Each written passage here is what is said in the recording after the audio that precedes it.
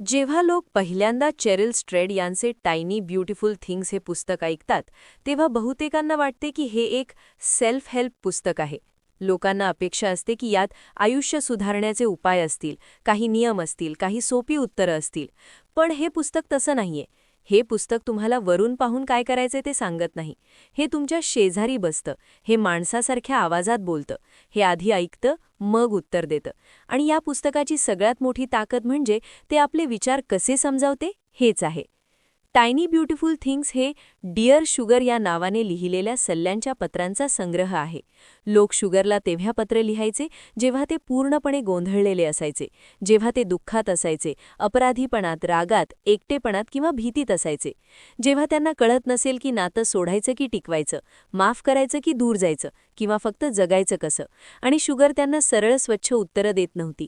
ती त्यांना प्रामाणिकपणा देत होती, समजून घेणं देत होती आणि स्वतःच्या आयुष्यातील कथा देत होती. हे पुस्तक आपल्या कल्पना थिअरीसारख्या मांडत नाही, ते त्या जगून दाखवतं. करुणा कशी दिसते हे दाखवतं. सत्य बोलण्याचा आवाज कसा असतो हे ऐकवून देतं. वेदनेपासून पळ न काढता तिच्याजवळ कसं बसायचं हे दाखवतं. या पुस्तकाच्या सुरुवातीपासूनच एक गोष्ट स्पष्ट होते. वेदना ही काही समस्या नाही की जिचं उत्तर शोधायचं आहे. वेदना हा माणूस असण्याचा भाग आहे. शुगर कधीही लोकांना घाईघाईने सगळं ठीक होईल या ठिकाणी नेत नाही. ती कुठलाही खोटा दिलासा देत नाही.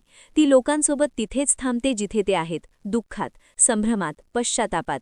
आणि वाचक हळूहळू हे शिकतो की वेदना असणं म्हणजे आपण तुटलेलो आहोत असं नाही. याचा अर्थ फक्त एवढाच की आपण माणूस आहोत. हे पुस्तक आपले विचार समजावण्याचा सगळ्यात प्रभावी मार्ग म्हणजे खऱ्या लोकांच्या खऱ्या कथा. ही पत्र गोंधळलेली आहेत, विस्कळीत आहेत, स्वतःलाच विरोध करणारी आहेत. काही लोक चुकीचे निर्णय घेतात, काही लोक इतरांना दुखावतात, अनेकांना स्वतःलाच कळत नाही की त्यांना काय हवं आहे. शुगर या गोष्टी सुंदर करून दाखवत नाही, ती त्यांना खरं राहू देते, कारण खरं आयुष्य असंच असतं. जेव्हा शुगर जबाबदारीबद्दल बोलते तेव्हा ती नैतिक उपदेश देत नाही.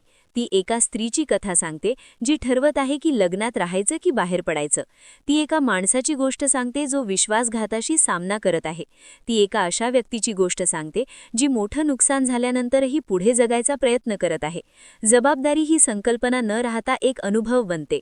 या पुस्तकाचा दुसरा मोठा आधार म्हणजे प्रामाणिकपणा. शुगर स्वतःला लपवत नाही. ती आईच्या मृत्यूबद्दल बोलते, नशेबद्दल बोलते, नात्यांमधल्या चुका, लाज, दुःख याबद्दल उघडपणे लिहिते. हे सगळं ती लक्ष वेधण्यासाठी करत नाही, ती हे अंतर कमी करण्यासाठी करते. ती स्वतःला पत्र लिहिणाऱ्यांपेक्षा वर ठेवत नाही. ती हे दाखवते की ती सुद्धा माणूस आहे. आणि यातून पुस्तक हे शिकवतं की सत्य बोलणं म्हणजे स्वतःला शिक्षा देणं नाही. सत्य बोलणं म्हणजे जोड निर्माण करणं. जेव्हा शुगर स्वतःच्या कमकुवतपणाबद्दल बोलते तेव्हा वाचकाला स्वतःच्या कमकुवतपणासोबत थोडं कमी एकटं वाटतं. हे पुस्तक खोट्या आश्वासनांना साफ नकार देतं. अनेक पुस्तकं आपल्याला शांत करण्यासाठी लिहिली जातात. ती सांगतात की सगळं कारणाने होतं, की प्रेम सगळं बरं करतं, की वेळ सगळ्या जखमा भरून काढतो. टायनी ब्युटिफुल थिंग्स असं काहीच सांगत नाही. शुगर अनेकदा लोकांना तेच सांगते जे ऐकायला कठीण असतं.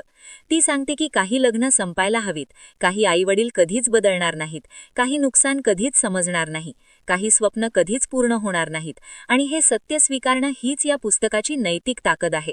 खोट्या आशेवर उभं राहिलेलं बळ फार काळ टिकत नाही. खरं बळ येतं ते वास्तव स्वीकारण्यातून. या पुस्तकाचं हृदय म्हणजे सहानुभूती आहे आणि ती शब्दांपेक्षा आवाजातून जास्त समजते. शुगर थंड किंवा दूरची भाषा वापरत नाही. तिचा आवाज उबदार आहे, वैयक्तिक आहे, सरळ आहे. ती लोकांशी प्रेमाने बोलते पण त्यांना लहान करत नाही. ती त्यांच्या समजुतीचा आणि निर्णय क्षमतेचा आदर करते. जेव्हा ती एखाद्याशी असहमत असते तरीही ती त्याला अपमानित करत नाही. ती लक्ष देऊन ऐकते. ती वेदनेला नाव देते पण ती वाढवून सांगत नाही. ती कोणालाही पटकन ठीक करायचा प्रयत्न करत नाही. यातून वाचक हे शिकतो की सहानुभूती म्हणजे तंत्र नाही, ती एक उपस्थिती आहे. शुगर जबाबदारीकडे एक वेगळीच दृष्टी देते. ती अनेकदा सांगते की तुमच्यासोबत जे घडणे त्याची चूक तुमची नसेलही, पण आता पुढे काय करायचं याची जबाबदारी तुमची आहे. हे वाक्य कठोर वाटू शकतं पण या पुस्तकात ते मुक्त करणारे वाटते, कारण त्यासोबत करुणा असते. जबाबदारीला दोष म्हणून नाही तर ताकद म्हणून दाखवलं जातं. शुगर दाखवते की तुम्हाला इतर लोक बदलण्याची वाट बघायची गरज नाही, तुम्हाला माफीची किंवा स्पष्टीकरणाची वाट बघायची गरज नाही. तुम्ही आत्ताच स्वतःसाठी वेगळा निर्णय घेऊ शकता. अनेक कथांमधून दिसतं की लोक अडकून राहतात कारण ती इतरांकडून काहीतरी अपेक्षा करत असतात. शुगर त्यांना हळूवारपणे पण ठामपणे स्वतःकडे परत आणते. सीमा आखणं ह्या पुस्तकाचा खूप महत्त्वाचा विचार आहे. शुगर अशा लोकांच्या बाजूने उभी राहते जे नातं सोडायचा विचार करत आहेत, कुटुंबापासून अंतर ठेवण्याचा निर्णय घेत आहेत किंवा स्वतःचं रक्षण करत आहेत. सीमांना क्रूरता म्हणत नाही, ती त्यांना आत्मसन्मान म्हणते. हे पुस्तक दाखवतं की प्रत्येक वेळी टिकून राहणं म्हणजे धैर्य नसतं, कधीकधी सोडून जाणं जास्त धैर्याचं असतं. प्रत्येक वेळी माफ करणं आवश्यक नसतं, कधीकधी दूर जाणंच हे उच्चार असतं. हे सगळं नियमांनी नाही तर अनुभवातून समजावलं जातं. या पुस्तकात प्रेम कधीही सोपं किंवा सुरक्षित दाखवलेलं नाही. शुगर प्रेमाला धैर्याचं काम म्हणते. कोणावर प्रेम करणं म्हणजे नुकसानीचा धोका पत्करणं, खोलवर जगणं म्हणजे वेदनेला सामोरे जाणं. हे पुस्तक असं सांगत नाही की वेदनेपासून वाचण्यासाठी प्रेम टाळा, ते सांगतं की प्रेमाशिवाय आयुष्य अधिकच रिकामं होतं. इच्छेचाही विचार पुस्तक वेगळ्या पद्धतीने करतं. अनेक लोक, विशेषतः स्त्रिया, पत्र लिहितात कारण त्यांना काहीतरी हवं आहे याची त्यांना लाज वाटते. अधिक प्रेम, अधिक स्वातंत्र्य, अधिक अर्थ. शुगर त्यांना गप्प बसायला सांगत नाही, ती त्यांना ऐकायला सांगते. ती असं सांगत नाही की प्रत्येक इच्छा योग्यच असते, पण ती हे नक्की सांगते की इच्छा असणं चुकीचं नाही. इच्छा म्हणजे माहिती आहे, दोष नाही. जेव्हा तुम्ही तिच्याकडे लक्ष देता तेव्हा तुम्ही स्वतःला गंभीरतेने घ्यायला सुरुवात करता. या पुस्तकाची रचना देखील त्याचे विचार समजावते. यात सरळ रेषा नाही, शेवटचं उत्तर नाही. तेच विषय पुन्हा पुन्हा परत येतात. दुःख वेगवेगळ्या रूपात येते, प्रेम वेगवेगळ्या प्रकारे तुटतं, धैर्य प्रत्येकात वेगळं दिसतं. यातून हे शिकवलं जातं की आयुष्य सरळ मार्गाने चालत नाही. काही वाक्य पुन्हा पुन्हा येतात. धैर्यवान बना, सत्य बोला, तुम्हाला आधीच माहीत आहे. ही घोषवाक्य नाहीत, ही आठवण करून देणारी वाक्य आहेत. पुस्तक सांगतं की शहाणपण म्हणजे काही नवीन शोधणं नाही, तर आपण टाळत असलेल्या सत्याला मान्य करणं आहे. शुगर वाचकावर विश्वास ठेवते. ती सगळं हात धरून समजावत नाही, ती अस्वस्थतेपासून वाचवत नाही. ती मानते की वाचक गुंतागुंत सहन करू शकतो. ती विरोधाभास राहू देते. तुम्ही माफ करू शकता आणि तरीही दूर जाऊ शकता. तुम्ही वेदना स्वीकारू शकता आणि तरीही अधिक हवं असू शकतं. आशेचाही अर्थ हे पुस्तक वेगळ्या पद्धतीने मांडतं. आशा म्हणजे सगळं चांगलं होईल याचा विश्वास नाही. आशा म्हणजे टिकून राहणं, उघडे राहणं, अनिश्चिततेतही पुढे चालत राहणं.